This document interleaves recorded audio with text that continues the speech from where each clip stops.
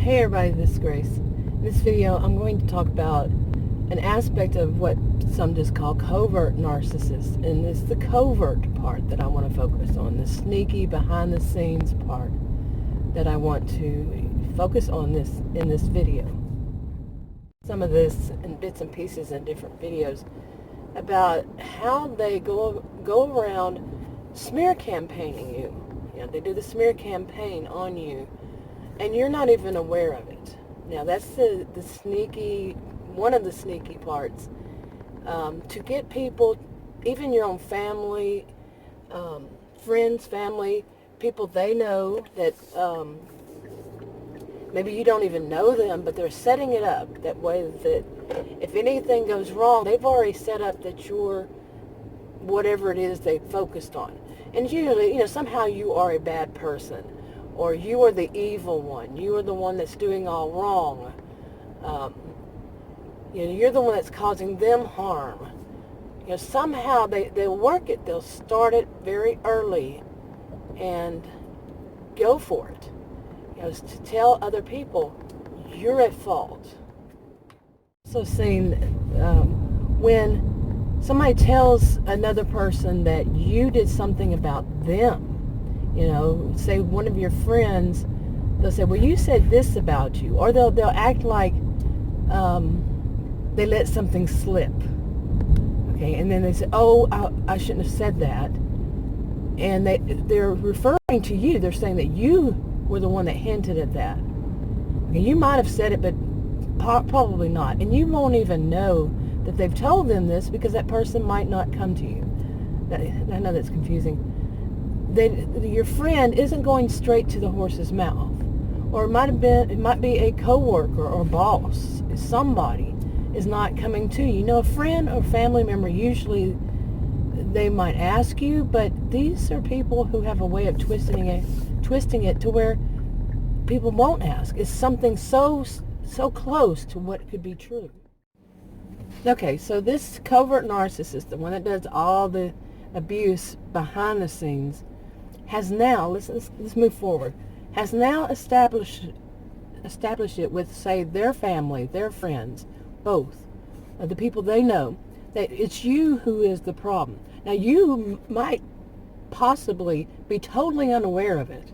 You don't know because they're not putting it out there in front of you. They're actually doing that behind your back.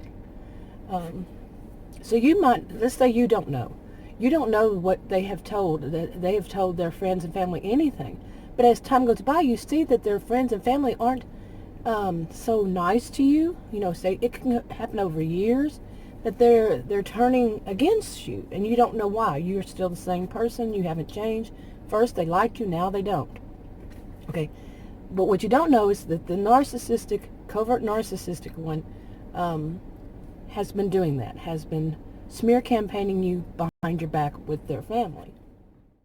Okay, and after time, say years, once it's established, they feel comfortable that their family and friends think this way about you, that are aware of this, they start doing it becoming more overt. When you're around their family and their friends, they'll say this covert narcissistic type will say something just right in front of you.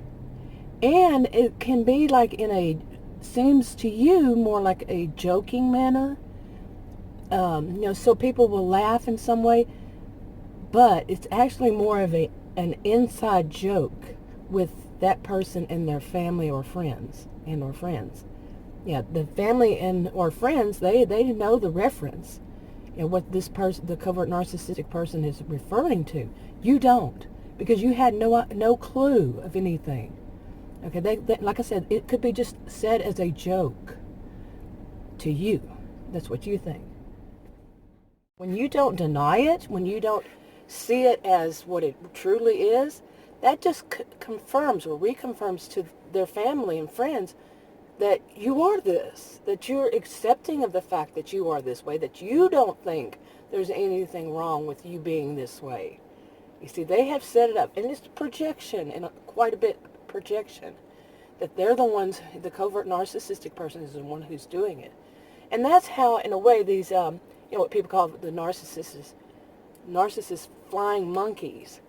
That's how they get established, because they're believing it. You're not denying it. It's now right there out in the open. They've been hearing it for years.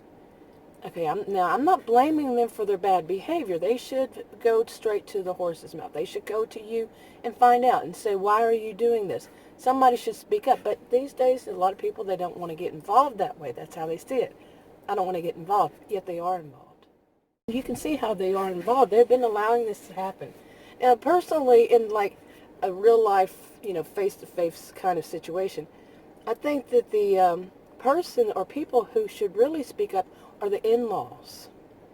Yeah, not your in-laws, but the narcissistic, covert narcissistic person's family members, spouses, say, their in-laws, on that side, are the ones who should come to you, and say, are you really this way? This is what I was told.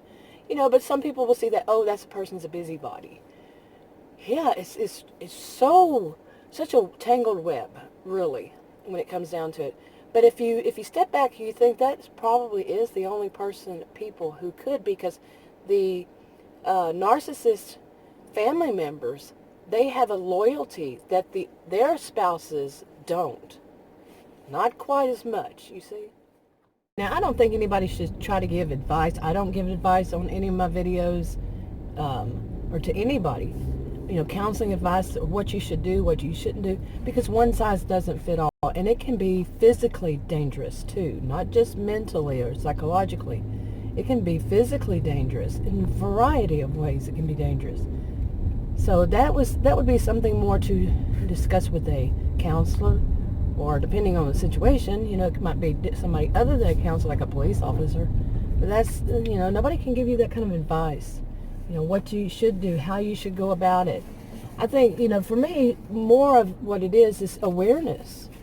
Or people aware of that this could possibly be what's going on in their lives. Possibly. One size doesn't fit all. Okay, now that wasn't meant as a play with words or anything, that awareness in a covert narcissist when they're doing things behind your back. Yeah, but anyway, that sums it up. How do you become aware of what they're doing when they're doing it behind your back? And I think that the biggest thing is to, me personally, I could be wrong, is to watch for changes in the way people treat you. People who know both of you, or people who know that person. Watch for the changes in the way they treat you. And it could be very subtle. Like before, maybe they were friendly and they shake your hand or hug you when they met you, when you were around them, and now they don't. It could be, or they instead of hugging you, they'll reach their hand out to shake your hand instead. Different things like that, or just that they won't look at you in your eyes. Okay, when you speak, they avert their eyes, or they answer to the narcissist. You ask a question, they answer to them. So, just very little subtle things to watch for. Some of them aren't so subtle either. I'm going to go ahead and wrap this one up. I think I want to do one more on, like when they're not so subtle. And I've done videos about flying monkeys over the years. And one of them is that I haven't really focused on, is when you don't blame them. Because, in a way, yes, I have. You don't blame them because they're just as fooled by this person as you are. And I don't like you use the word fooled. Yeah, they're sneaky. They're master manipulators. They're behind the scenes. You truly don't know what they're capable of, or that they're lying to you. They're lying to other people. So I think I just kind of summed it all up in that part. But I'm going to go ahead and wrap it up. If you want to subscribe to this channel, click the circle. If you want to watch another video on this channel, click on the rectangles. Like, subscribe, comment, and share on your own social media if you would. I'll talk to you on another video. Bye.